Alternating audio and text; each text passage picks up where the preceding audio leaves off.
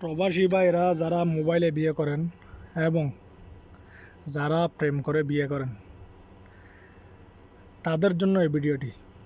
অবশ্যই সবাই ভিডিওটি সম্পূর্ণভাবে দেখার চেষ্টা করবেন। হয়তো আপনার জীবনে না ঘটতে পারে, হয়তো অন্য জীবনের অনেক ঘটছে এরকম ঘটনা।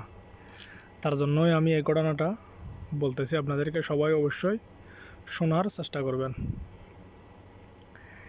একটা মানুষের সাথে যখন আপনি 1 বছর 2 বছর 3 বছর যখন কথা বলেন, 5 মাস যখন কথা বলেন, 5 মাসের ভিতরে আপনার সাথে তো ঝগড়াঝাটি হয় না যে তা না, অবশ্যই হয়।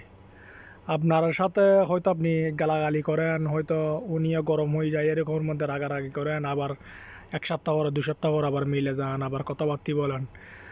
আপনাদের যে প্রেম করা অবস্থায় আপনাদের যে ফ্রিটা হয়ে গেছে আর কি, মানে কথা বলার যে ফ্রিটা হয়ে গেছে, যখন আপনি নতুন একটা বিয়ে শাদী করবেন, অসানা একটা মেয়েকে যখন বিয়ে করবেন, অসানাকা মেয়েকে বিয়ে করলে আপনাকে যে সম্মান দেবে, আপনি যে সম্মান পাবেন বিয়ের পরে, কিন্তু আপনি যদি প্রেম করে বিয়ে করেন ওরকম সম্মান পাবেন না।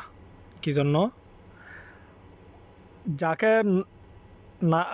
যাকে আগে থেকে চিনেন না, যাকে বিয়ে করছেন, তার সম্মান অনেক বেশি পাবেন।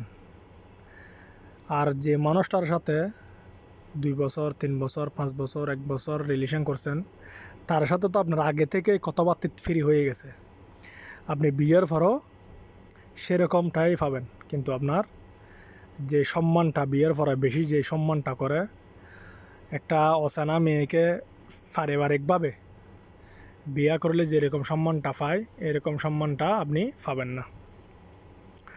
আর একটা বিষয় হচ্ছে যে প্রেম করে বিয়ে করলে আমরা দেখতেছি, যা শুনতেছি, বাংলাদেশে হোক যে কোনো কান্ট্রিতে হোক, লাভ ম্যারেজ করে বিয়ে করলে 100-র মধ্যে আপনার ধরেন 90% বিয়ে ভেঙে যায়, 90% বিয়ে ডিভোর্স হয়ে যায়।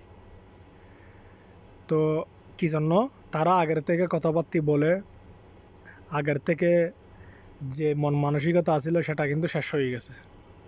আগের থেকে তারা ফ্রি হয়ে গেছে, বিয়ের পরে আর সম্মানটা করে না।